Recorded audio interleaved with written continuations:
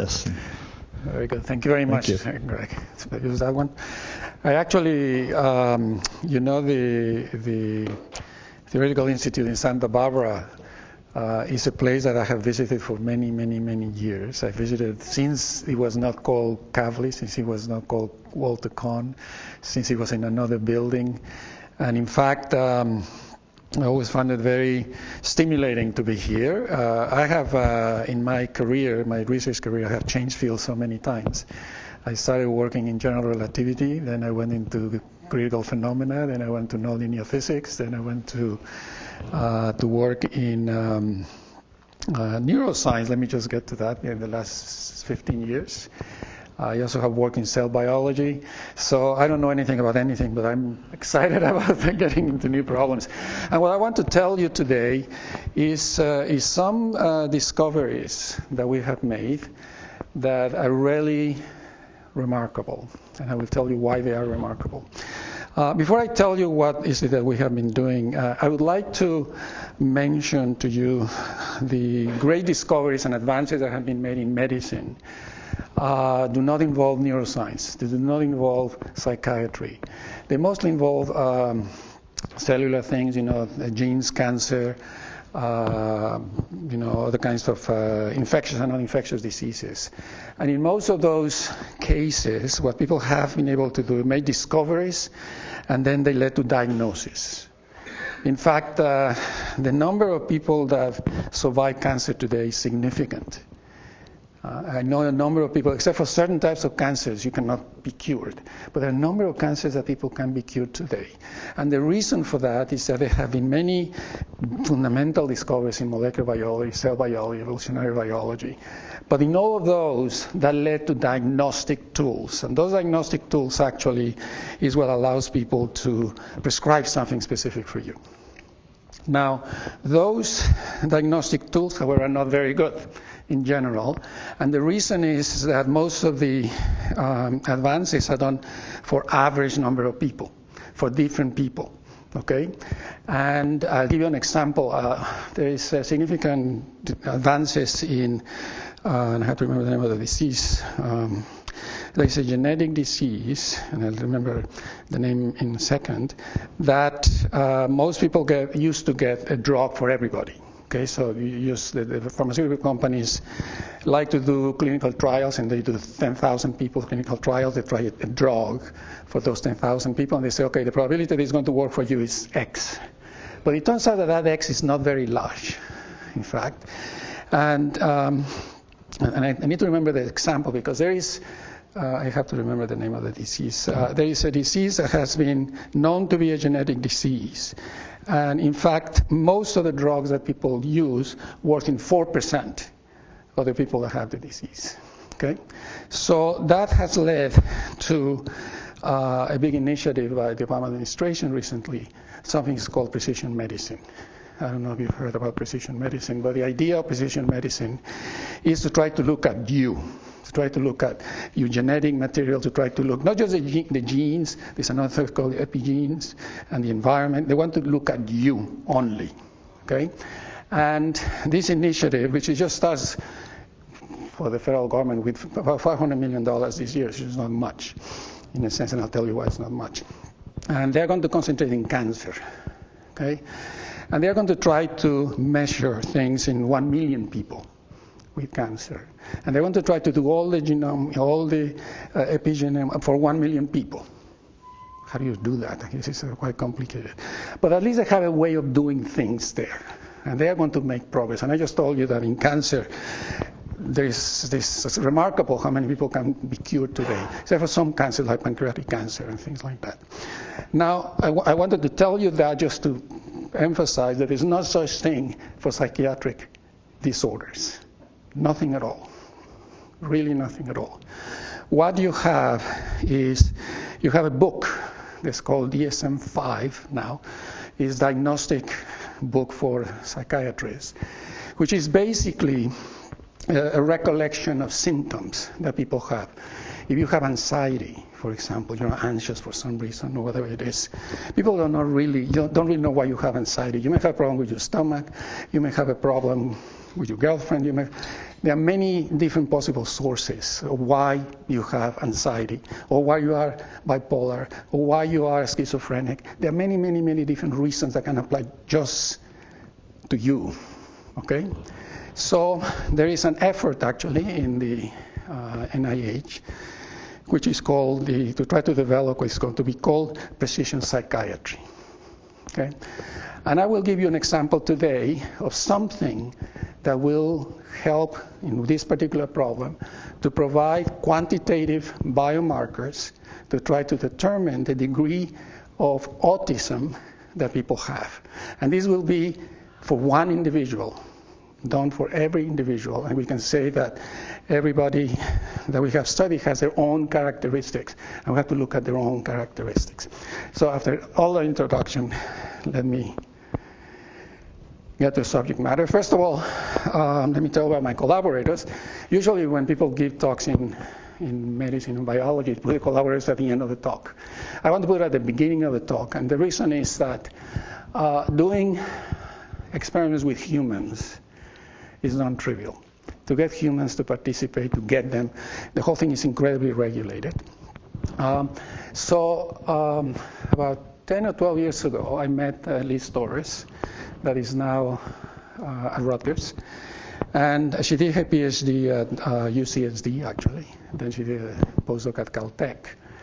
And at that time, we were working on trying to understand how non-human primates, that means monkeys, behave. Okay? And she developed a way of analyzing the behavior of monkeys, in particular for the following thing. What is it that determines how we identify our external world? You might not think a lot about what is happening inside our brain to try to determine that you are there, that I am here, that this is my hand, and it has a word, it's proprioception. Okay? And if I would do a map, if I do a mathematical map about where we are, okay, and how can we, I'm not going to hit that table and all these and other things. And you may think that that's, of course, everybody has it, but not everybody has it. There is a disease, which is called a differentiated disease of humans that don't know how to control where they move. They don't have a map of the external world. And in fact, they have to develop other ways like sound, vision. But if you put them in a dark room, they don't know, or in a room, they don't know how to move. So you have to develop new ways of doing things. In fact, some biologists like to give talks and they say, why do you think we have a brain? Why do we have a brain? You may think we could want to think, and that's not true. We have a brain to determine how could we move. Okay? Because plants don't have brains. And not just that, there is a fish, actually, that swims, and when that fish finds a nice rock, they get stuck to the rock and they eat their brain. And they just get stuck in the rock. Okay? So how do we move is a crucial problem that many people have been trying to understand. And Liz Torres, since a PhD, actually started to work on this and develop a number of protocols and paradigms to try to analyze the different characteristics of how do we move. So I will tell you a little bit, because trying to define how to study, in this case humans, although she was studying monkeys before, is important. Then I'll tell you mostly today about the work that has been done by a PhD student, Di Wu, that has led to some very interesting things that build up on something that Lisa and I did in 2013. And I'll tell you why I think 2013 may have been one of my best years in my career, research career, and I'll tell you why in a second. So in our lifespan, when we have children, babies and all that, 1 month old, 2 months old, what we are all the time trying to figure out is how they are developing, how they are interacting with the external world, how they are learning to move. Another piece of information, the only animal that doesn't know how to move when they are born are humans. Humans don't know how to move when they're born. It takes them 3-4 years before they start moving, or 5, like adults. All of the animals, horses, just get up and run. Dogs, cats, just are born and they run. Not humans. So for that reason, we're always trying to check if you have a baby, since they're a few months old or 1 year old, you're always checking, can they walk, can they talk, can they do this and this and that. So we are very worried about the neurodevelopmental properties of babies. Then we get old. And when we get old, you may have noticed, we lose the ability to walk properly. We lose the ability to keep our balance. Even when you don't get Parkinson, we lose the ability to move as we wish. In fact, the response time for people past 60, 70, or 80 is reduced compared to when you are in your 20s or you are in teens or whatever it is. So we're also very concerned about movement, if you wish, when we are old, but we're also looking at neurodevelopmental properties of children. Now, many psychiatrists or psychologists have not worried a lot about how people move when they are very young, as other people have been concerned around here. Okay, and I will tell you that is a problem. Now, and this is going to be an essence of what I want to tell you today, is that we don't move in a precisely defined way. We actually move in a random way, in a stochastic way. And I explain what I mean by that. And of course, one example of that is if you ever try to play darts, try to hit the center all the time. Try to just get this dart and try to hit it. Try to play golf, try to play tennis. Try to hit the ball or do the thing the same way. You can't, right? So people say in psychiatry or in medicine, there's a lot of variability of how we move. However, of course, what you know is that if I want to hold my cell phone here, I can do it. If I want to hold a cup, I can do it. So there's a lot of uncertainty of how am I going to do it, but we actually get it done. Okay? We do get it done every time, and not everybody, but most of the time. So that variability is actually is going to be important in what I'm going to describe in a moment. There is a famous Russian, I don't know what to call him, a scientist, because he wasn't alive when that was introduced, which is called Nikolai Bernstein. Nikolai Bernstein started to study at the beginning of the 20th century all these characteristics that we have, that we don't control our movement with absolute precision. Okay, and he wrote a book, which is very hard to find, that was translated into English in the 70s. I found a copy at Purdue once, and I was able to copy the thing. But he actually studied a lot about all of the characteristics, even when you want to hit something and all that, what are all the variables that may be of importance. And that is in general, he studied people, all people. Then there is this person, and this is not propaganda, this is the person in the University of Bloomington, that actually decided to study children and see how children develop their abilities to move and to identify the external world. Okay? And I'm going to use things on both limits of old and young in some of the things that I will say in a moment. But the thing is, or the question we ask, and we can see the movement as a stochastic process over time. And I will show to you yes. Okay? And of course, this word is not one that people in psychiatry use all the time, right? But we physicists.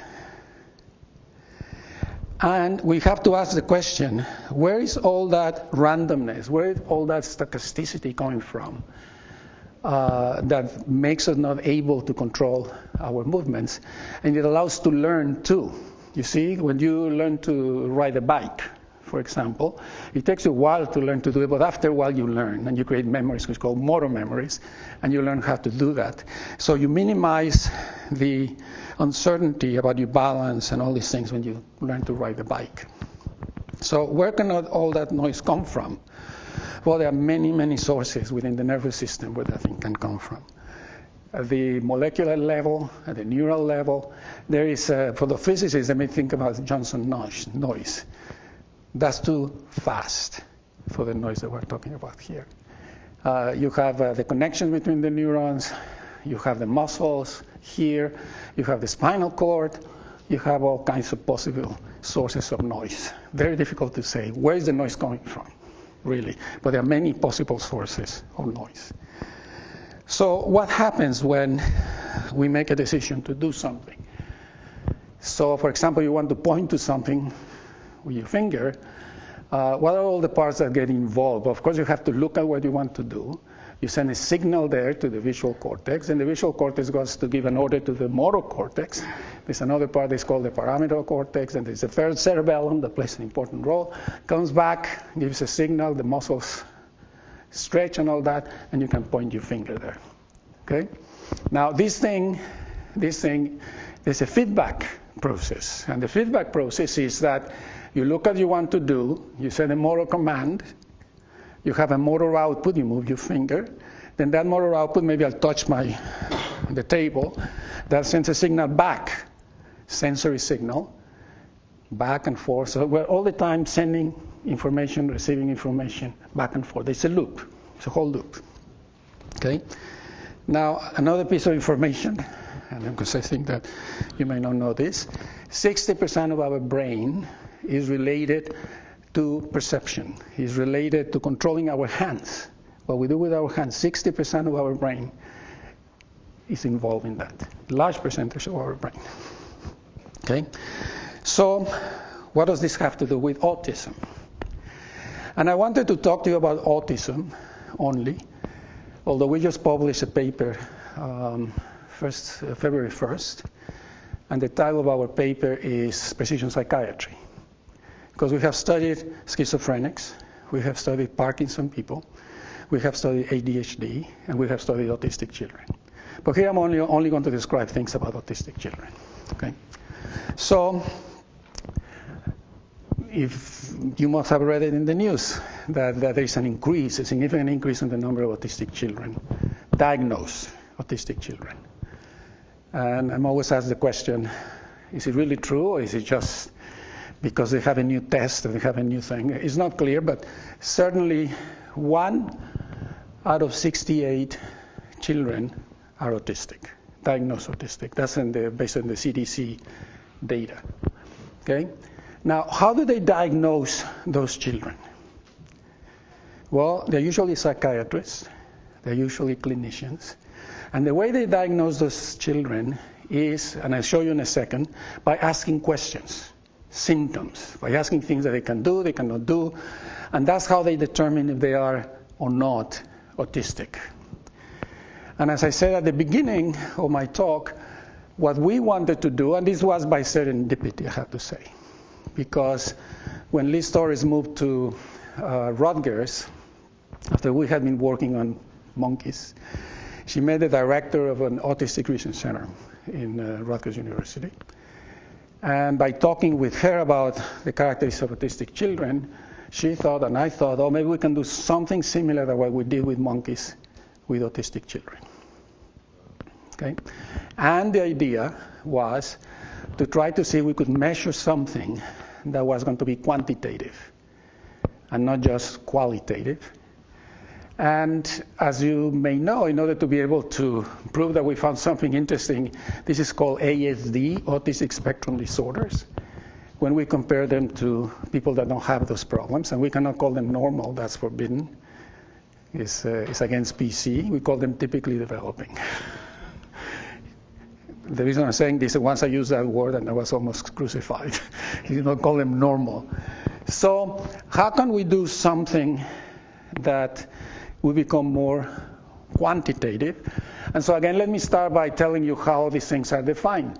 So autism spectrum disorders are characterized by not being very sociable. They cannot communicate. They have repetitive behaviors. I don't know if you know any autistic child, but often people that know autistic children, they have seen some of these symptoms in autistic children. Now, people have known for some time that 80% of those children have some movement problems, some movement difficulties. And they talk about the thing in general for everybody, but not for anyone specifically. there is a high heterogeneity in the behaviors. That is, you can have a number of symptoms. In fact, if you look at how they get diagnosed, they ask you 60 questions. And the 60 questions have yes, no, no, yes. So it's very qualitative. So usually these things are based on looking at people. Looking at people. Okay? So again, they fail to respond to people. They do not develop with gestures. They don't socialize. They go into the corner and they start playing with themselves. They often repeat words without any meaning, often. They cannot combine words, and I'll tell you because that's important for what we did. And they have all these repetitive actions in all they do. So why don't we study the variability or the stochastic properties of those children? Why don't we study them? How do we study them? Okay. Well, we decided to study them in a similar way in the way that we studied the monkeys.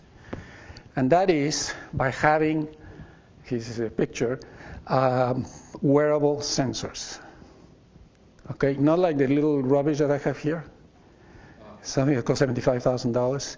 Some high precision electromagnetic sensors that you put in the arms, the limbs of the children. And the ones that you can find, the ones you can buy, and as I said, they are not cheap. They have a precision of 240 hertz, 230 to 240 hertz. That means we can look at the motion of the subjects, or the children, with a precision of 240 pictures a second. A second. Okay? That is completely away from naked eye observation. That's not going to be seen with your naked eye. Okay?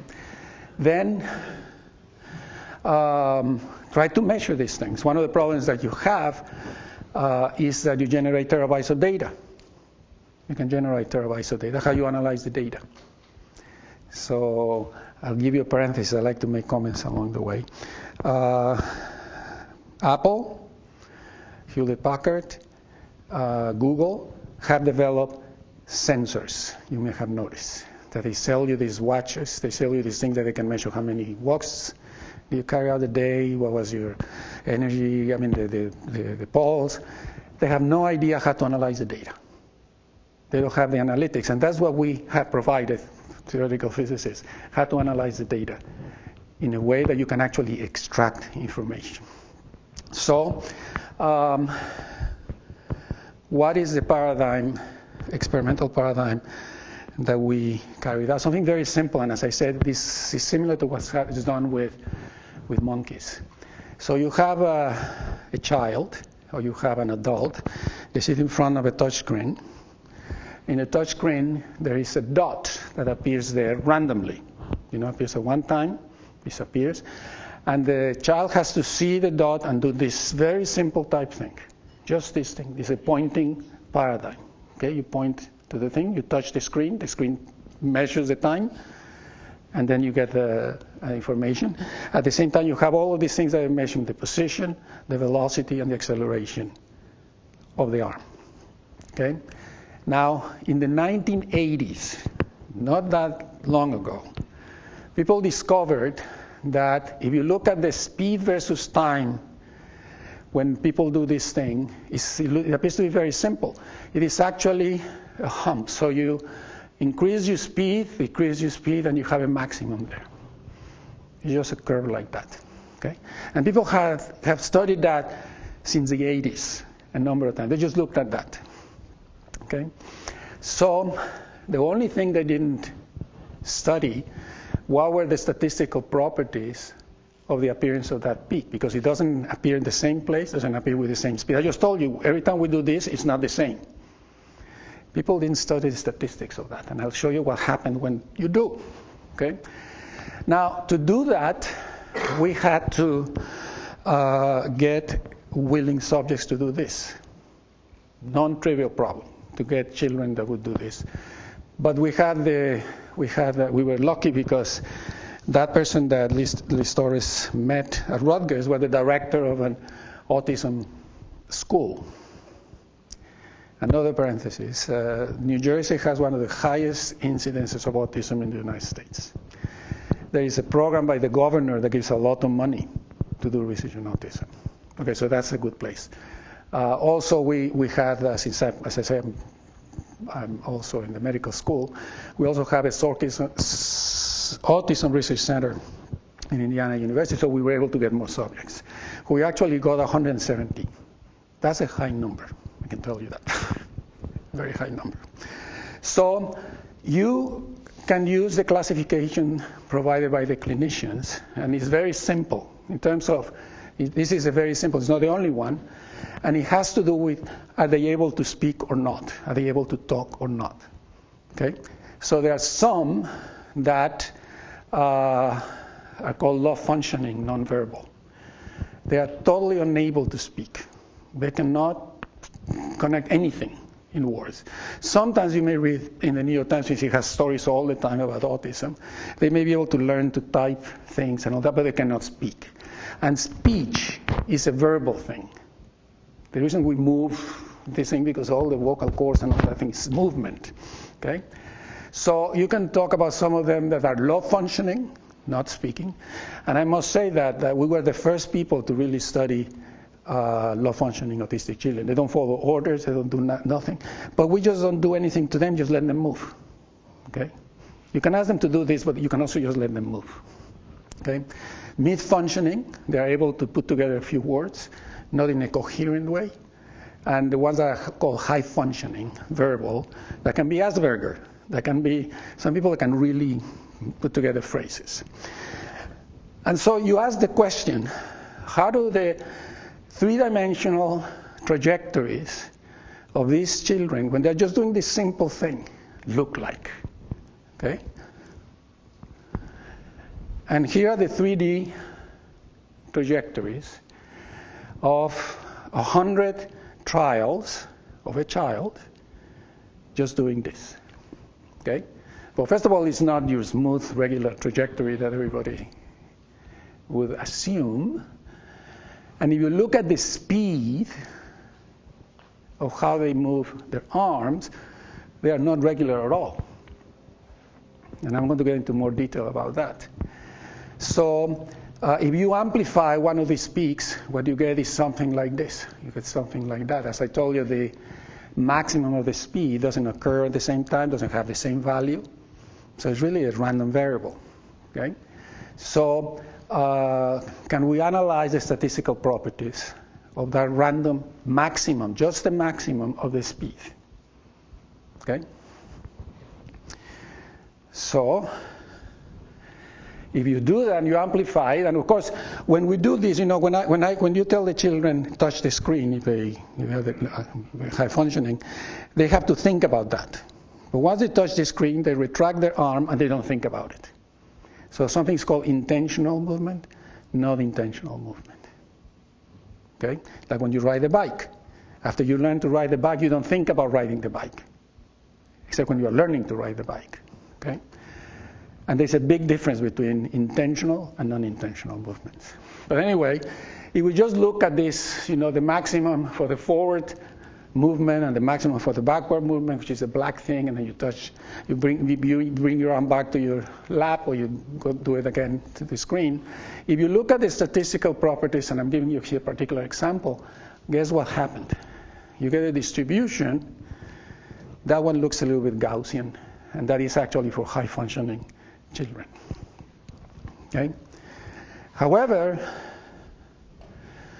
if you actually look at the distribution for the maximum of the speed, just the maximum of the speed, between the typically developing, which looks a little bit like a log normal, but you look at the one for the ASD, it's completely exponential. It's completely exponential, which is the most random distribution you can have. Like a Poisson. Is the most random distribution you can have. I will discuss why do we have that, and why do we have this. Okay? So, we have this thing that I just told you, but now let's look at what happens when we look at children that are diagnosed very differently. And this is incredible. And as I said, this is a real surprise, because what we are doing, we're actually, and I'll show you a face space in a second, we are finding a biomarker for autism. Okay? So if you look at low-functioning children between 4 and 6 years old, this is ASD and this is typically developing. And you increase the age, low-functioning age 16, high-functioning 10 to 25. What you see here is not as exponential as it should be, depends on the person.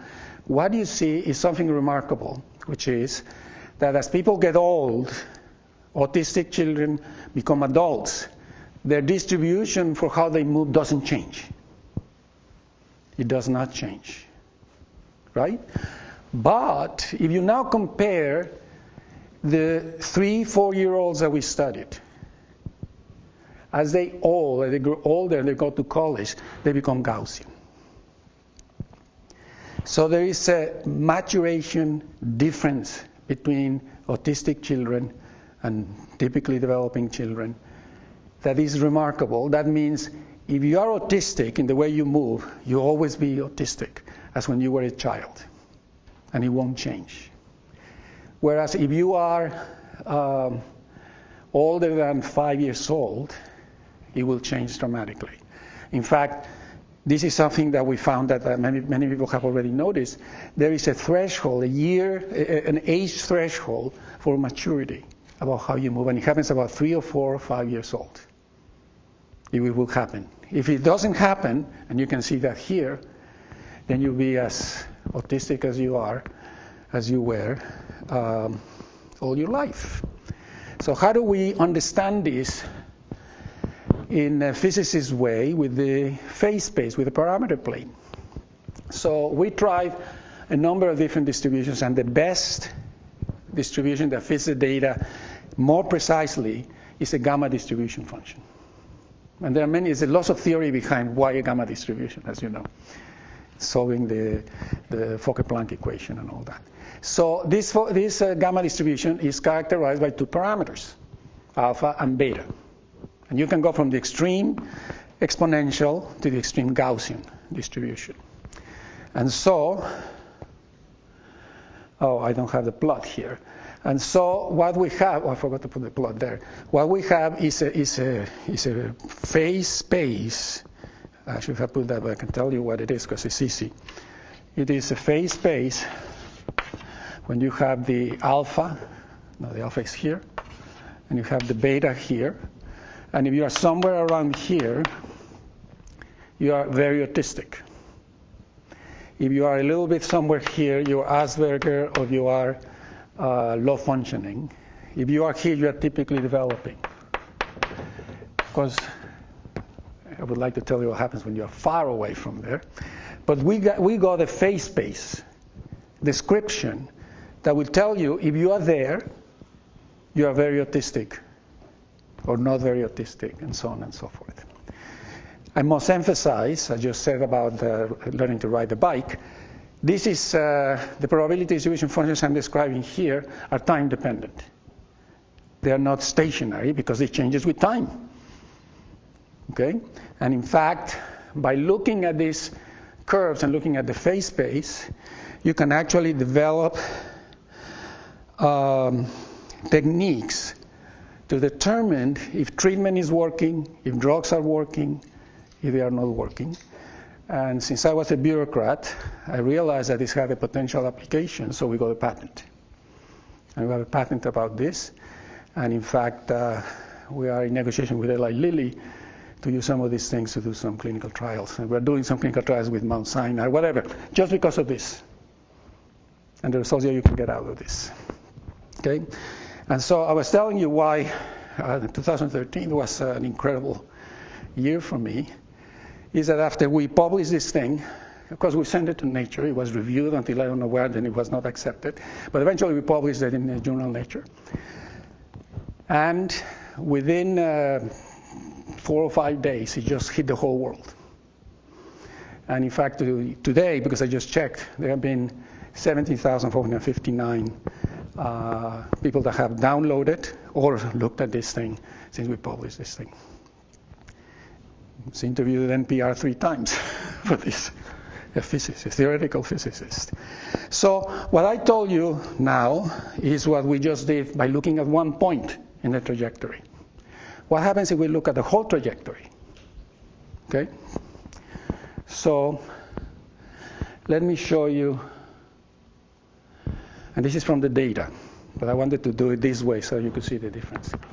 If you look at the trajectories of an ASD subject and a TD, tell me the differences you see between the two trajectories. Not a lot. On the left is irregular, wobbly. We have better vision than I do. But let me just say, if we actually look at a millisecond time scale, the trajectories are incredibly different. The trajectories are very, very different. Not just that, you start seeing more fluctuations in between that are more than just that maximum of the speed. In fact, you have fluctuations all over the place. So,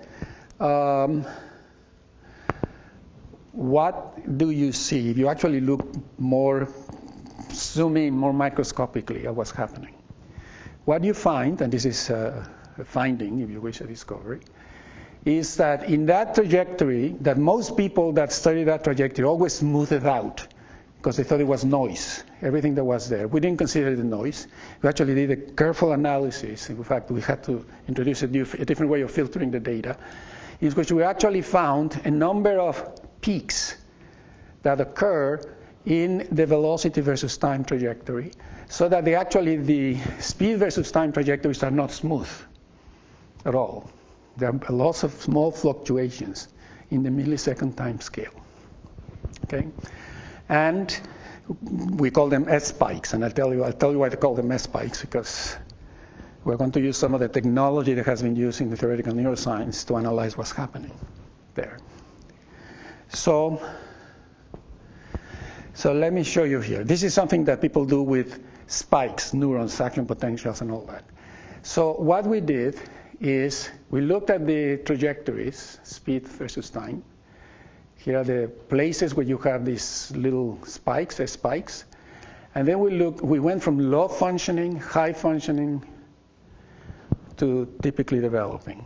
And what happens is, as you can immediately see, this is going up and going down. So let me tell you what this means. Each row here is a trial when you do this as a function of time. So we have 100 trials, okay? And if you look at the green dots, that's where you had these fluctuations, these speed fluctuations, okay? And this is going forward, this is going backwards, and the black dots is where the maximum of the speed takes place, okay? So what you see is that if you are low functioning, your trajectories are very discontinuous at the millisecond time scale away from your naked eye detection. As you become less autistic, your curves become more smooth, more continuous. Okay? So that is visually, in fact, I have to say, again, we submitted this paper to Nature. It got reviewed. Submitted it to Science, Translational Medicine. It also went all the way up, but it didn't get accepted. We'll see. We are having it considered somewhere else like that now. But you see very clear differences between the continuity properties of the speed trajectories of children with different degrees of autism. So, as theoretical physicists, right? So we want to measure synchronicity. We like to calculate velocity correlation functions. We like to look at vectors, matrices. We want to analyze all those things that usually the people that are medical doctors in medical schools of biology don't usually do. Okay, so we did that. But also, another thing that I learned when I was doing quantum chaos and people that do random matrix theory and all that, we wanted to look at the properties of the interspike intervals, the distributions of, you have a speed peak here, what's the probability of having another one here, what's the probability of having another one there. So how are the discontinuities related to each other? Okay, so I don't have to show you this. This is just a velocity correlation function. But let me mention, we calculate the velocity correlation function as a function of bean size. And the only thing I want to emphasize here is that we do an averaging. And what are the differences between these curves that appear here? Well, the orange is the data.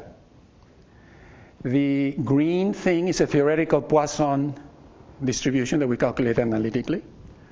And the blue is the fitting curve. So what you see, first of all, is that the velocity correlation function is very different from when you look at typical controls. Okay? This is the slope, that is the slope. And you can see the comparison between the theoretical curve here, the Poisson, and the fit in particular for the low functioning. This is a quantitative thing, and we'll see how we use this later on. Now, if we look at the spike histogram, the separation distance between the spikes, you see the following, and of course, because this is not surprising, if you look at low functioning, you have the probability distribution function for the interval separation is exponential. That, of course, comes also from the fact that the distribution for the maximum of the spikes, is exponential. If you look at high functioning, this is for a single individual.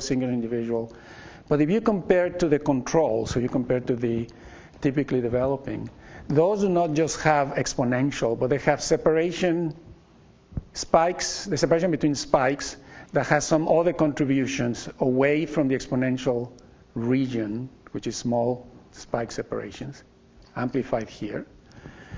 So we decided to measure the contribution from the non-exponential component of the distribution here by just a weighted average that weights the, this is like the variance of the ISI separations. I had a P because we used to call them peripheral, but the referees didn't like that word, the peripheral, so we changed it to S, divided by the average.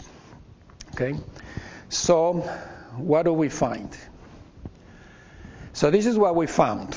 Okay, so now I'm plotting this R value, which is the ratio between the contribution away from the exponential versus the mean of the ISI distribution. And the thing we find, without thinking about anything, because we just did it without knowing who was who, we found three clusters. Okay, we found cluster 3, cluster 2, and cluster 1. Just by doing the analysis, okay? So now we decided to compare to what the clinicians have determined.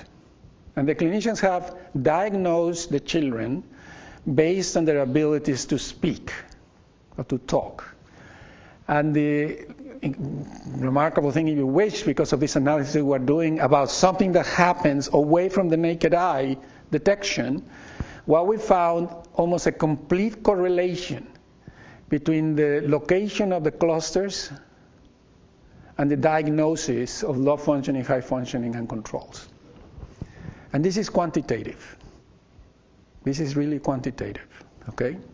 So this is, I think, is a surprise because we didn't look at the diagnosis when we did the analysis, the calculations, okay? So I will tell you a little, well, maybe I shouldn't tell you a little story, but one of the subjects that you have here, I will give you a little story, is actually a person that is well known to you, and his name is, I shouldn't give his name. Yeah, I didn't want to give his name. So one of the subjects we study here is this person, okay?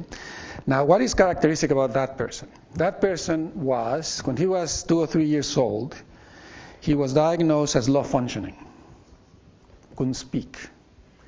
And the clinician said that he was going to be retarded. because he couldn't follow orders, he couldn't do anything. Okay? They put him in a school, a special school, trying to help him learn to do things, and he got very frustrated there because he liked to play with triangles, and the school didn't allow triangles in the therapy. So his mother took him out of the school and decided to homeschool him.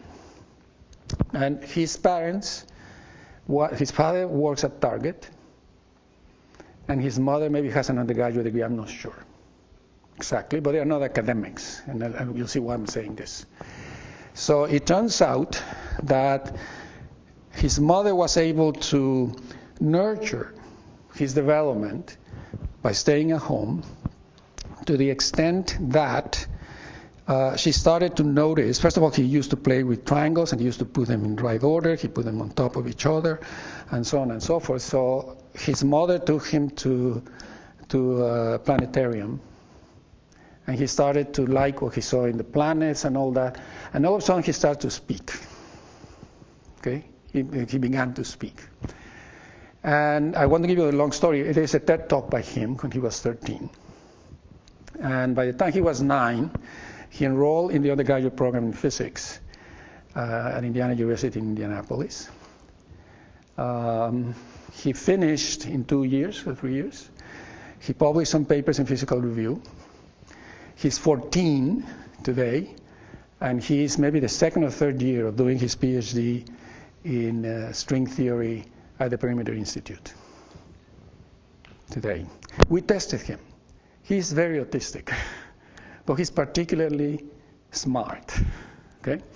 The reason I'm telling you that story is that we like to believe, and as I told you at the beginning, is that everybody is different. Okay? And they were trying to teach him things based on what they think should work for everybody in the therapy, which is the one that is used all the time, ABA. But he was different. Okay? So we need to really look at every person as a separate case. So since we had the children being brought in by their parents, we asked their parents if they wanted to do the testing. And they did. Not all of them, but they did. Because we wanted to ask the question, is there any connection between the genetics or the whatever it is of the parents of the autistic children and their children? I must tell you that the NIH has spent hundreds of millions of dollars in doing genetic studies of autistic children. 11,000, non-trivial, hundreds of millions of dollars. And they haven't been able to find anything specific related to the genes. And even when you find something that may happen for the group, it doesn't necessarily mean it will happen precisely for the person you are dealing with. Okay? Anyway, we decided to do this, and there are many studies that try to determine if you have a high probability of having an autistic child. So another parenthesis. There is a professor at Cambridge University that has studied the children of engineers and mathematicians, and he found a very high degree of incidence of autism in children of theoretical physicists or whatever, and you may know some. They found some correlation, if you wish. So, let me just first tell you about this. So first of all, is it heritable to get ASD? Well, not necessarily. If you have a twin that is autistic, there's a high probability that you will be autistic too. There's a very high probability, 80% or so. So there is a recurrence among families. The other day I met someone in the parking lot in La Jolla, and for some reason we were talking about what I do, what I've been doing lately, and she said, my father's brother and his children and the mother, all of them are autistic. Sometimes we find that recurrence risk. Is there a difference between fraternal twins and identical? No, identical twins. Identical twins. If fraternal is different than, yes, no. Identical, genetically identical, yes. So it's not clear, as I just told you, that there's a high, it's a genetic thing. It's not clear. But we are actually, I mentioned one more thing. We are collaborating with a group at Mount Sinai because they discovered a autistic case that is really generated by a deletion in chromosome 22, whatever that means. Okay? So since they discovered that in the late 90s, actually, they were able to create a knockout mouse that had that problem. And by doing that and seeing that they had the symptoms that you expect to have from them, they started to try different drugs to see if they would improve. They did improve. So then they got authorized to do a clinical trial on children that are autistic because something's called the SHANK3 deletion. And we were invited to do our testing for those children. If you know about clinical trials, the way it works is that you get a placebo, you get some controls, and you don't know who's taking what. Okay? Well, when we start, these children cannot do this thing I just told you. They cannot move very well. You have to put 16 sensors in their bodies. And they have difficulties moving, but we analyze all the 69 Euler angles, physicists, and all these other things, my student. And so here's the surprise. The surprise was that by doing our testing, we were able to tell, first, who was taking the drug, second, who was improving and who was not. And that was a shocker for the NIMH. And they invited us to, my collaborator, to tell them what we were doing. And another thing that you may or may not know is that when you do these clinical trials, you have a blind. You have 5 years before anyone is going to know anything. They just lifted the blind. And that's why we were called by Eli Lilly to see if we could help them do some clinical trials by doing this trivial thing, if you wish. Question. Apparently, the frequency of autism now is higher than, say, 20 years ago. In your view, it is a non-genetic cause? No, so we don't know. There are some cases in which genetics is there. You know, as maybe 10% of autistic children have a real genetic cause. There's something called Fragile X. Something's called SHANK, about 10%. But all of the other ones, we don't know if there's a genetic cause. Now, your question about the increase of the number of children is a very good one, very difficult to answer, and I tell you why. Since they introduced a diagnostic tool, the psychiatrists in the late 80s, it's called ADOS, okay? So every person that gets that test, and they say they are autistic, then they have the right of getting benefits from the state for special schools, okay? So guess what? So New Jersey has a lot of money, so has a very large number of autistic children. So I am not sure really there is an increase in the number or not, because there are other variables that are playing a role.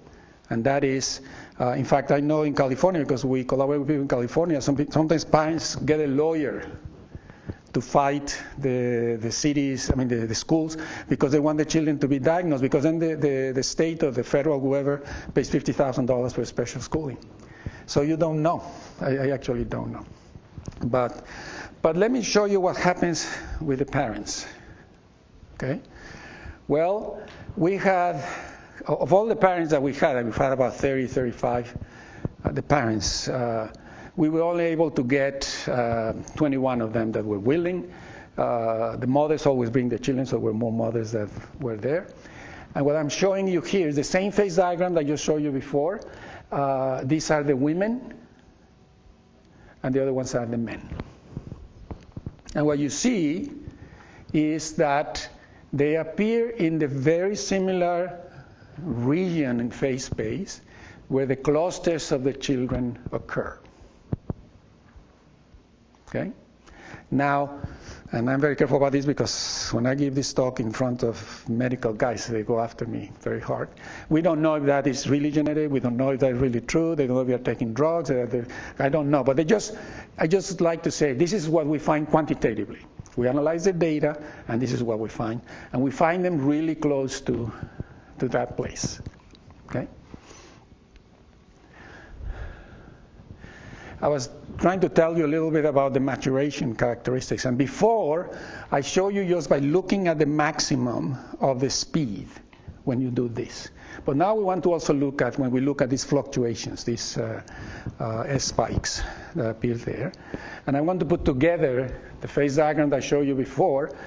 And here, I'm going to show you what happens. These pink colors that appear here are children younger than 5 years old. And those are children that are between 12 and 17 years old. And if you look at the place where the typically developing, they're about the same place. Well, a little bit lower, but they're about the same place. So the typically developing children evolve towards the right-hand side up of the phase diagram, which means they stop being as autistic, if you wish, when they're younger than 5 years old. If you look at, again, if you look at the parents, I changed the colors here, so the women are red and the men are blue. You see that there is a correlation between parents and the children. And here, forget about this, we use a centroid to normalize the whole figure, a center of mass, to put it in almost a straight line of what appears there. So the message here is, first, we found the phase diagram. It's a different one from the one I mentioned before, in which we can characterize the movement properties of the children, and we have different clusters, low functioning, mid functioning, high functioning, and so on and so forth. Again, I'm sure you don't pay attention to these things, but if you look at the latest DSM-5, which is called the Diagnostic Psychiatric DSM Medical Bible, if you wish, they have put together all of the previous diagnoses of autism, Asperger, into one thing. There's just one thing. In fact, they have expanded the number of people. And the ex-director of the NIMH wrote actually a note in the New York Times when he said he was very depressed to see that instead of moving to more precise ways of determining psychiatric disorders, we're moving in the other direction completely. Now, why is that book so important? If you are not in that book, no healthcare system will pay for your treatment. You have to be They have to diagnose something in that book. You have to have some kind of Parkinson of this or that type. If it's not in that book, all of the medical insurance companies won't pay for that. So it's not a trivial. It is an important book. So what have I told you?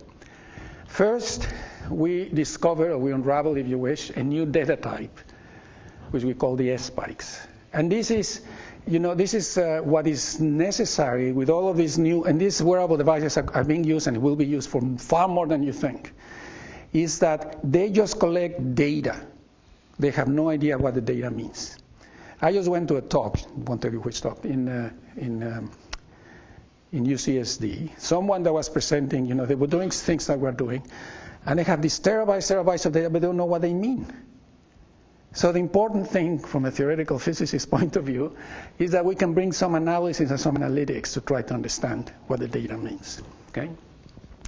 So we have that data type. We have analyzed what it is. And we believe, and of course people may agree or not, that if we study how do we move, we can learn a lot about what's happening here. Okay? And another comment. There is something called the Brain Initiative. You must have heard about that. Okay? That Brain Initiative only looks at here, nothing here. It's only the central nervous system, nothing about the peripheral nervous system. And we are trying to change that because both of them are connected. And in fact, you can learn a lot from just looking at how we move. Okay? So thank you very much.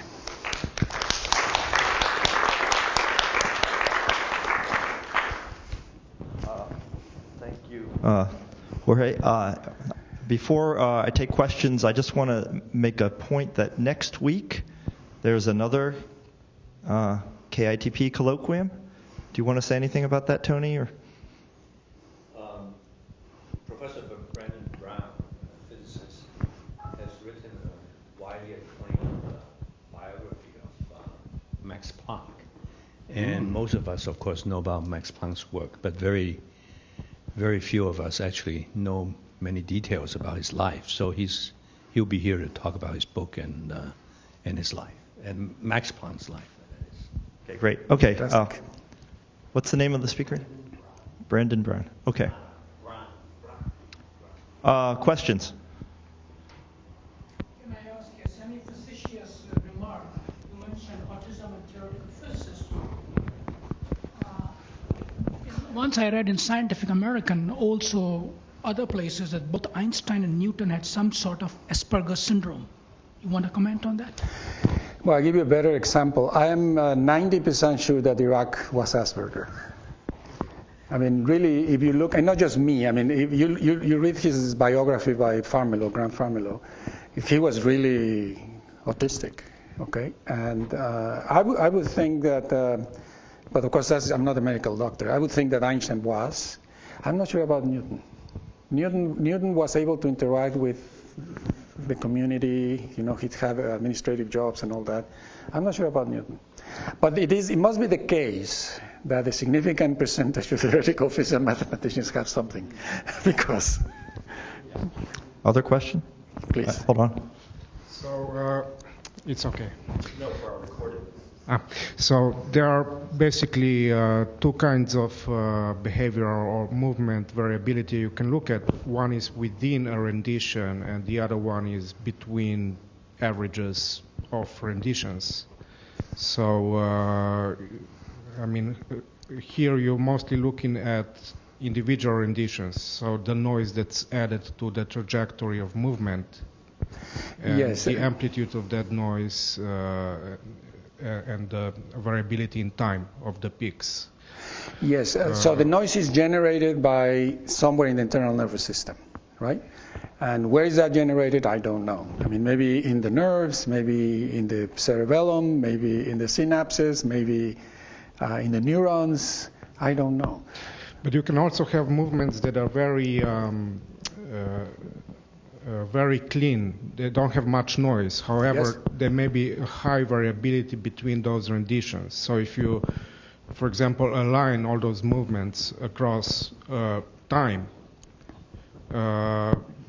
you know, you can see, and that's another kind of variability. So I just wonder if you looked at both kinds. Yes, so your question, I'm going to translate. There is something is called a cognitive load. How difficult is the movement you're trying to make? Okay? And one of the things we did with these autistic children that were low functioning, we changed the image in the screen. So first we have a dot, then we have a triangle, then we have a banana, then we have, and we analyze what happened to the face space, and we can see trajectories being described when people actually learn to determine a triangle. It wasn't easy, actually. It was hard to learn to determine that. You can actually do, I mean, the number of things that we can do with what we're doing is incredible, right? For movement. In fact, the equipment we use is sold to teach people to play golf. Okay? Because you move, and people that dance, and people that play an instrument, I mean, everything is movement. We are studying actually how people speak. You know, autistic children have problems speaking. It's much faster how you speak than how we move. I have a question back here. Please. Just a question. In order to understand where the noise comes from, so if you take, for example, people who are drunk or people who have taken drugs, I imagine they do the same kind of wobbly things and they have the same kind of noise. Have you analyzed? I mean, I guess it's hard to get medical data on such people. Well, they get a ticket if they are driving, but... Would it fit anywhere? I mean, so that has to do with the cerebellum. You know, the cerebellum plays a very important role to look and to plan. And in fact, some people think that it's the cerebellum that is involved with the problem with autistic children. But if you take drugs and you take, you drink and all that, of course you're going to affect your image of the external world, and you balance. You won't be able to balance. So we didn't think about, you know, I don't think we will get any money from NIH to study people that are drunk. But you're right. I mean, they will just move. It will be interesting to study how they move, yes. Yeah. physics experiments are rife with noise, and there are a lot of ways of dealing with that noise. You can chill a detector down to 4 degrees Kelvin. You can't do that with a human being. One of your early slides there, and I know this is you're measuring movement, not noise, but are there ways, once you have diagnosed Asperger's syndrome or autism, can you attack certain noise subsystems in that person or people in general? Is it chiefly a synapse problem? It is not an easy thing to do. I know, if you divide the time scales, for example, I know that because the physicists, Johnson noise or one of us, it has nothing to do with this. Nothing to do with this. They're totally different region of space in the noise business.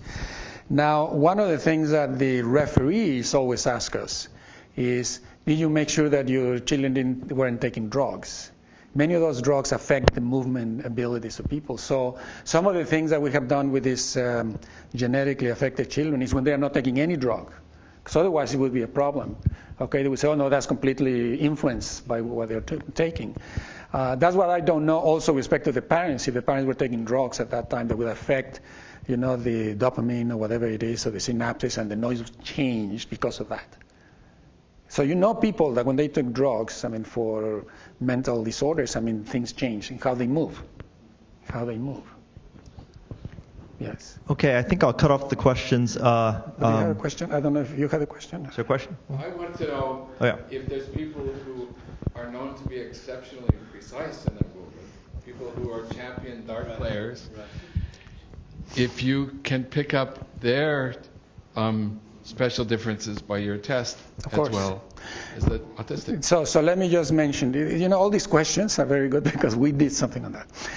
It turns out that there was a student in the class that Liz Torres was giving about this, and she talked about this, and she had a black belt karate student. He was a black belt karate student. And also she had a student that her brother was autistic, and she thought that he was very good at controlling his movements.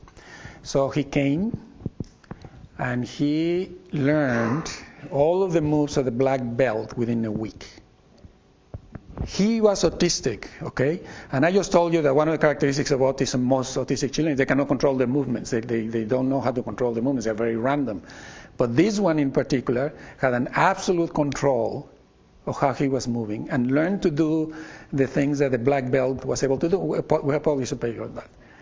So I want to emphasize, every person is different. You'll find one that is going to Princeton 2 years old. I don't know about that. But anyway, somebody was going to do a PhD on that. The majority have problems, cognitive problems. Okay? But some of them are fantastic about how they move. Okay? It's just, we had one at least. And in your test, according to the dot, were they exceptional in that way? No. The children that we studied were in the school. We're in a school because they had deficiencies. In fact, we had a 14-year-old girl that was low functioning. She had a hard time to do this. And in fact, doing the experiments is very difficult. You cannot have those children sitting there for more than 5 minutes or 10 minutes. They get very upset. So you have to do it once and then come back, and you have to do it another day and come back. Doing the experiments, I have my respect for the experimentalists. This is non-trivial. I have my little lab now, and it's so difficult to do these things. Excuse me, is this something like autism among animals? I'm sorry? Do we know about autism in animals, not in humans? In animals, yes. So in the case, in fact, one of the things that I'm talking to people at Salk, when you know a genetic origin of the autistic behavior, you can just do a knockout mouse, you can do the genetic engineering, and you generate those types of animals, and then you can study. Okay? Naturally, does it appear naturally? They must appear, yes, of course, yes. Well, you have to find them, right? Because you have to put them in the right environment to know that they are not friendly to their puppies, that they are going in the corner, that they don't want to interact. This is purely qualitative. So I actually don't know anyone that has gone to... No, but comment on that. Neuroscientists have been studying sloths for very slow movement to understand Parkinson's. Right. Right. Yes, but he's asking about animal studies of animal in nature, right? I suspect they are there, but I don't know anyone that has studied them. In fact, there is a paper, I tell you something very interesting. There's a paper in Nature this week, and it's really a remarkable paper. They studied mice that were autistic, genetically generated autistic, and they were able to do some genetic manipulations when they were old that they got rid of the autism. Okay? Just think about that. It's a remarkable paper. It's in the cover of Nature. Because of the hour, I'm going to cut off the questions. I have to catch it. But you'll be around for some period after the talk, a very short period. And I encourage, if you have a question, to come up and talk to Professor Jose. Thank you very much. Thank you.